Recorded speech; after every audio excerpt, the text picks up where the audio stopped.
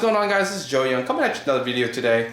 So today I apologize, this video is going to be kind of short because I've been really busy, and also due to my work schedule I only really had one day of a weekend, so I didn't really have much time to kind of figure out what I want to update and things to do. I just had to just do a bunch of water changes, do a bunch of cleaning, and just kind of slap together this quick update for you guys. But I wanted to give you guys an update on a couple things from last week and a couple things that I'm doing this week and moving forward. Hopefully next week things will clear a little bit better where I can give you guys a better update. So for this tank, a while back I did end up putting a crawfish that I had gotten for free from a shipment a couple months ago.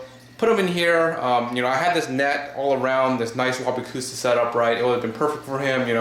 The crayfish was just kind of chilling in there doing his thing.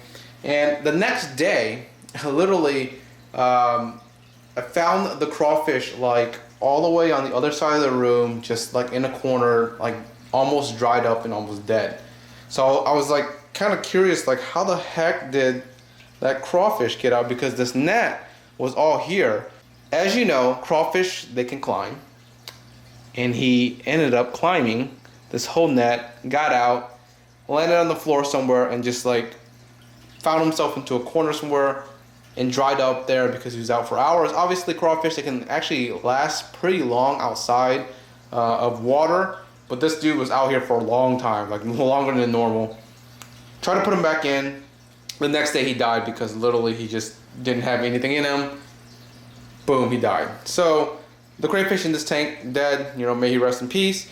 But now I'm just housing some of the fries from the swordtails, just chilling in this tank, and right now they're doing great. But these are the ones that have some birth defects that eventually I'm gonna either give away for free, or if you guys want some, sell them for dirt cheap. Right now they're just housing in here and just enjoying themselves, and they're actually pretty big, and I should actually get rid of them pretty soon here anyways. All right, so last week, if you guys remember, this whole tank was covered in algae. The bottom tank was actually a lot worse. I went ahead and put in pleco in here, and that's the pleco. I put him in a nice little cave. He looks really nice, actually. Look at the colors in him. Really nice. He literally took care of this whole tank on the outside in one day. Like literally one day this whole tank was cleaned. And that's all you need is really a good pleco to take care of that. And the rest of the algae here, the pleco can't eat. I ended up moving the SAEs that were in quarantine. They were in there about a month, 2 months. They were good to go, and I had placed them into this tank, so they're doing their job. It's gonna take them a while to get rid of the rest of the algae in the tank, but not too worried there. And eventually these plants will grow. I'll trim a lot of these back actually and replant them and let them grow correctly. So the one tank that was really extremely crazy and just covered in algae was the bottom tank. Remember that, guys? So let's go ahead and take a look and let's see what this looks like. Look at that. It's crystal clear. Now, I don't know if you guys remember, but that whole side from there across here was just covered now. You couldn't even see the fish. Look, you can actually see the fish now. That's crazy, right? So, this side wall actually took a couple days for the actual pleco to actually, do his thing. But literally within one day, you can kind of see most of this kind of go through already. But it took him about maybe 3 days to clear that whole side up. And man, that pleco's still in there. Look at him, he's just chilling in there, doing his thing. I also added in the SAEs in here to take care of the rest of the algae that are in and kind of hanging around on the plant itself. The plant will eventually bounce back. I'm not too worried about the plant.